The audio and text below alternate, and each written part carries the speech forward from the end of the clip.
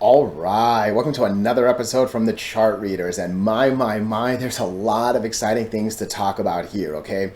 TTOO continues to do TTOO things, and that basically means another double-digit day here, all right? I was a little worried on Friday. Friday did a little better than I anticipated, so you gotta believe I was happy for Monday, right? And yeah, Monday came a little later than I expected. I will say that a bit, but again, did what it needed to do. I think we are now on the cusp of what should be a really, really interesting move, okay? Soundhound, look, I am much louder about my mistakes than the ones I get right, okay? Personally, I think it sounds better when my viewers say I'm good than if I'm sitting here for like 5 minutes talking about how good I am. Like, that's, get out of here, right? No one wants to hear someone like boast about themselves like that, right?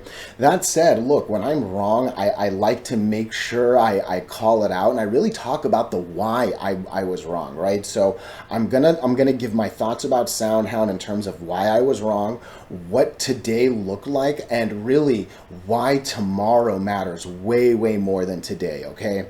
And then GNS, all right? Listen, I normally don't do videos back to back. I covered it. I said there was more gas. We saw the more gas.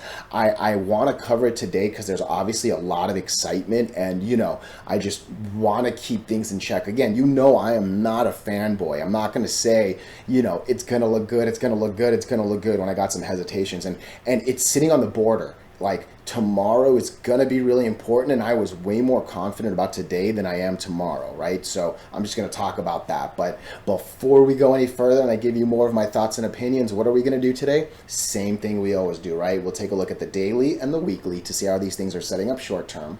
We have our 5 moving averages. There are horizontal support and resistance lines that I do draw manually myself. And then when we are done up here, we'll use the MACD, RSI, and volume as our lower indicators. Hey, really quickly, if you can please subscribe to the channel, share this video online with your friends, comment, good or bad. Look, anything you can do really does help me out with these YouTube algorithms, but for real, just giving me your time, being here. Oh man, thank you so much for that, all right? And hey, really quickly, I'm gonna throw the link in the chats, but we have a Discord, we have a Chart Readers, and I mean, there's a lot of really good stuff happening. We can actually share screenshots. We obviously were talking about TTOO today. Check it out if you're not in already, all right? But look, let's talk about TTOO. And listen, I'm not a fanboy, all right? I'm gonna talk about both the good and the bad. And the first thing I wanna start talking about is why I thought Friday was gonna be bad. If you watched my video on Thursday, I actually was not excited about Friday at all, okay? And what I basically saw was you get this big volume pop for a few days.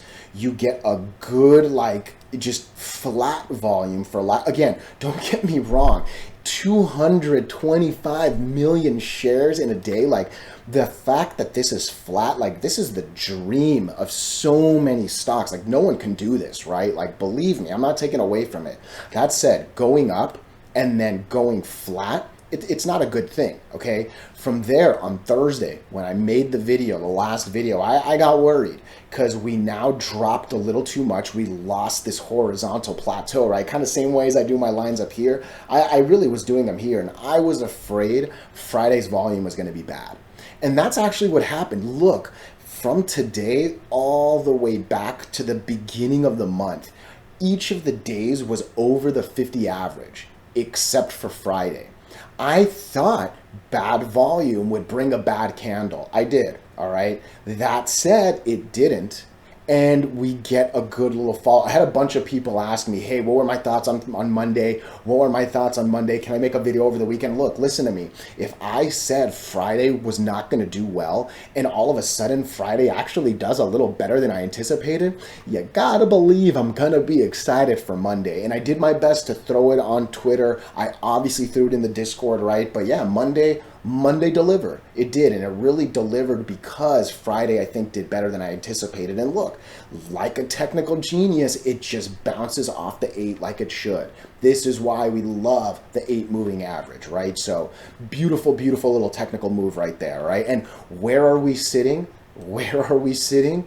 We are sitting right here, all right? Just red, red, red, red, red, red, red, till maybe this like 46 world, all right? I'm not drawing the line, okay? This is still my real resistance, but let's be honest, this right here, this thing opens at 46 cents. What was the high right here? 45 cents, all right? This obviously stopped that day. That's clearly easy to see, right? So I think the 40 to 45 cent world will be interesting. That said, look, we are over the biggest candle to the left by far. There's literally nothing but small little insignificance from this point around, right? Like we're over these, or I don't even care about the doji, but hey, we're over the doji, right? So in a lot of ways, my anticipation is we're going to come up to this 46, all right? And that's a little more than, that's actually a 15% move, right? Because 4 cents would be 10. We're going to add another 2. That'll take us to 6, and that's 15%, right? So I could see another one of these days happening, all right? The real question just kind of becomes, what's up with this RSI? All right, I mentioned this on the last video. When the RSI was as low as 53, oh man, I was so confident we were going to come into the high 80s, but there was going to be enough, even hit the 90s. You can see that right there, 84 this day, day after goes to 89, whatever, right? But you can see that in the box to the left over there, 84 and 89 as I move. It was easier to tell myself, hey, 50 to high 80s, 90s is the plenty of room. Let's go, baby.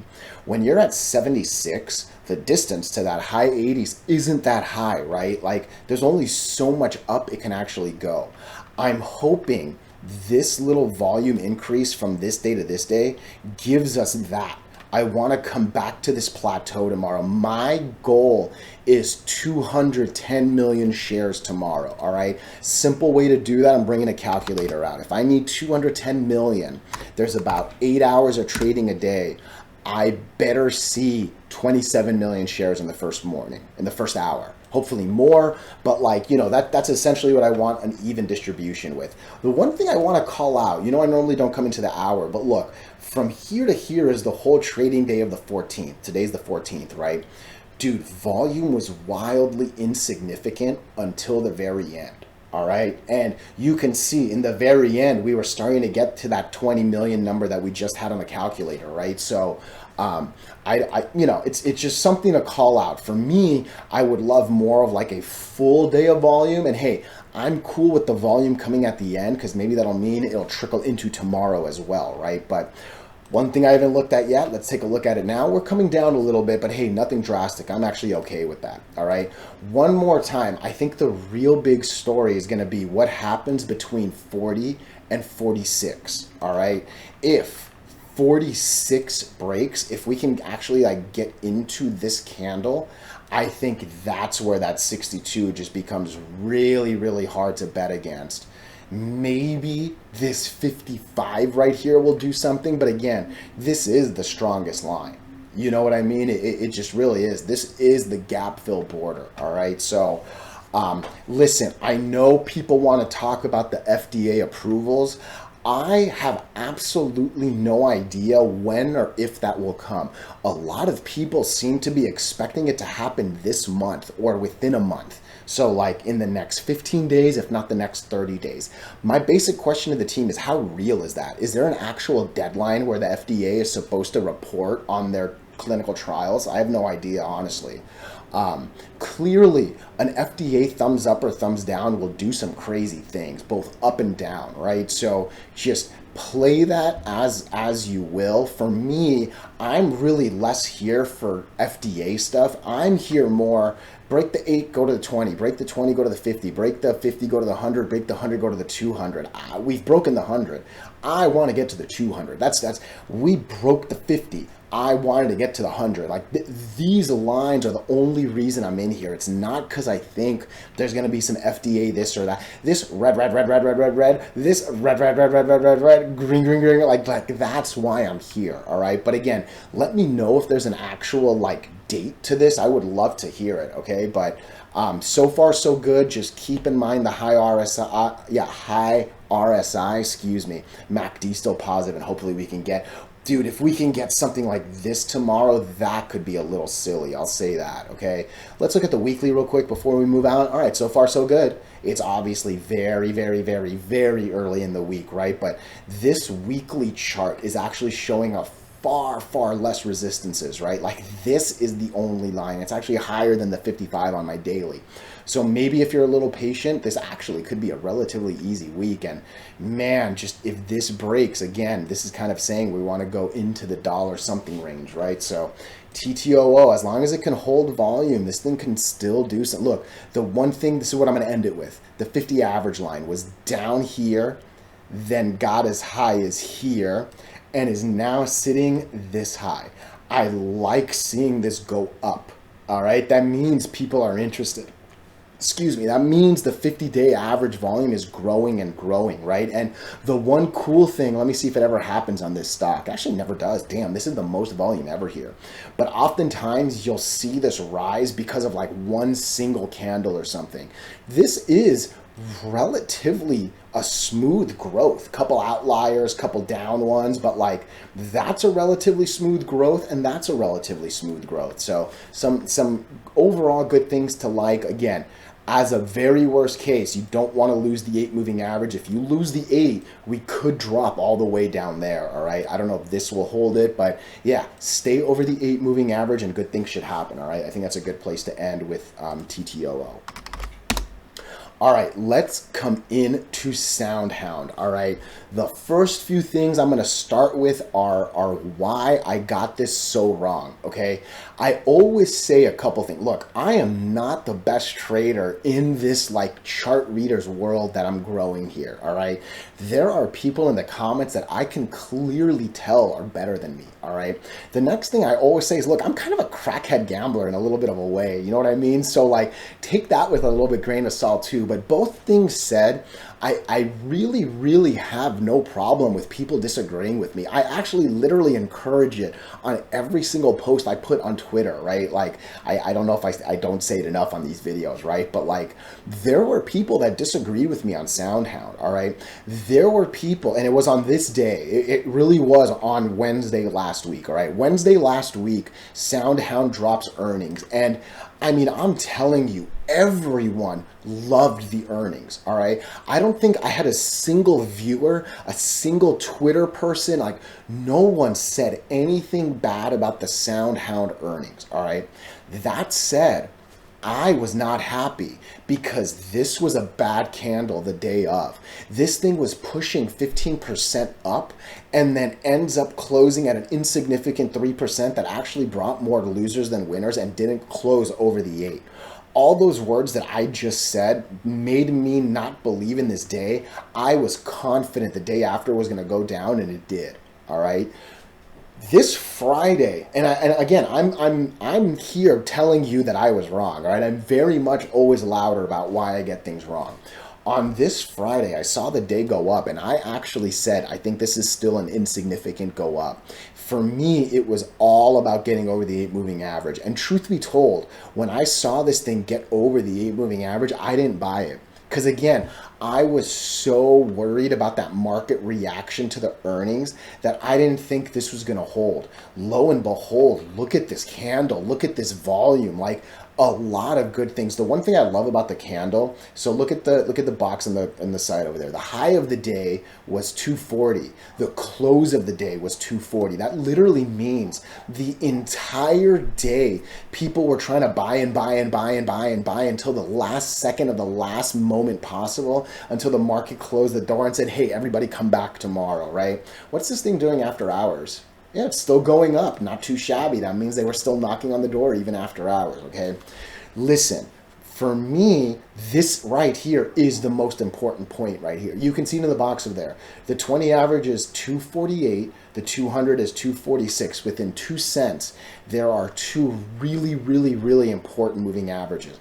I always say you got to get over both the 8 and the 20. The 20 is an important one to get over. I always say the 200 is essentially the Bowser to our little Super Mario game here, right? Like, these are two big lines and they're both stone throw away from each other. There is no guarantee that we get over this. If we do get over it, I think there's almost nothing stopping us from going all the way up to 290. all right?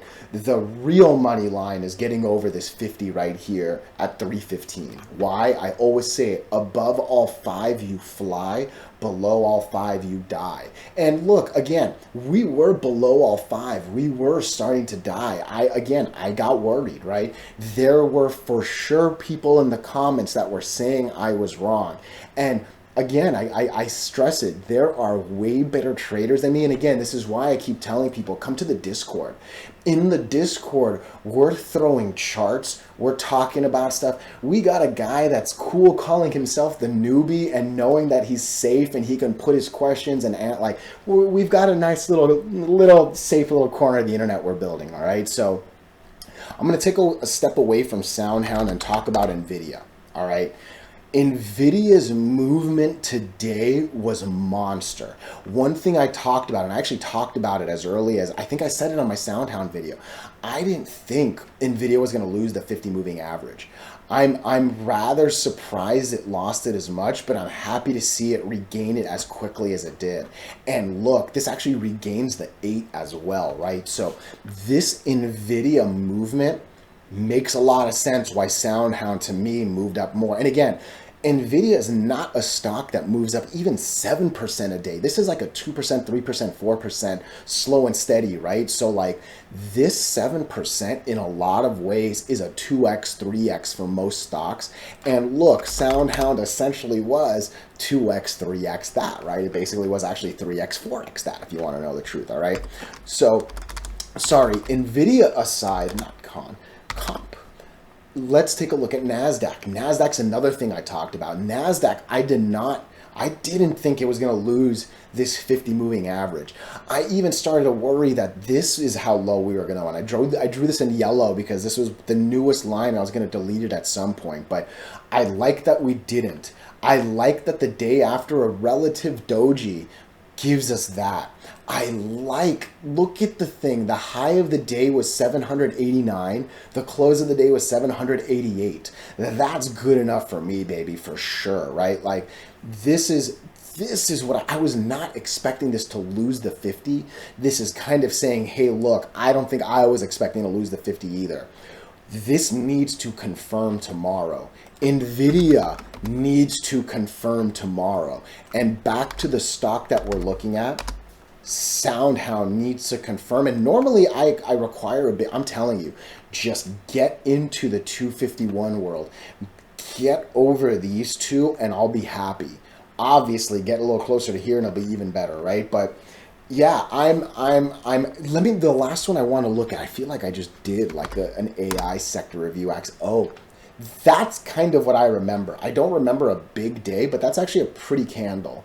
We're obviously below a lot of moving averages. I'm happy to see that this held. And yeah, we actually got a lot lower, almost hitting the 100, but we actually don't. Interesting. Again, I think all that said, it makes sense to me why SoundHound did well. Yeah, it's all about breaking that cluster. That should make you ride there. I'll be honest, for me, like I said earlier, get into the 320s, get here, get over all 5 moving averages. Oh man, we'll be talking about 4 something and then after 4 something. It's been a while, but we'll start talking about the high 6s and maybe even the 8s from there, right? So, like I said, SoundHound was my biggest holding in this world right here. I remember actually having $8 dreams on a $4 stock, something I always say to don't do, right? I'm happy to say I sold well before, like more moving averages were lost than needed, but it would be really nice to have $8 dreams on this stock again. You know what I mean? So listen, if your money's only in SoundHound, I stress one more time, look at NVIDIA. NVIDIA, we wanted to get back to basically 450. Get me over the 20 moving average for NVIDIA. And then on NASDAQ, again, we still need to confirm. We really want to get into this. Let's just round to 13,840, 850. That would be beautiful. All right. So SoundHound, really important recovery, but I swear tomorrow's going to matter way, way more than today. And I'm going to say the same things I said on the video last time. Don't let post-market distract you. Just because this is going up doesn't mean it's going to break it. That's going to be a hard 2 to break, okay? But yeah, I'm way more. I would have expected this to come here, if not even lower, right? Because you can argue we were basically already here. So I'm glad we're not in the 163s, all right? So beautiful, to say the least. All right, GNS. Okay, if you watched my video, I felt like there was more gas. We saw 46% the day before. We still see a 30 burger today, right? Like, this is possible when there's still a little gas left, all right? That said, I am not as confident going into tomorrow as I was going into today. Why? The answer is this 200 moving average line, all right? You can see it's actually not that old. All right, it's only been alive since the end of February. You can see the day before there's no purple average 200.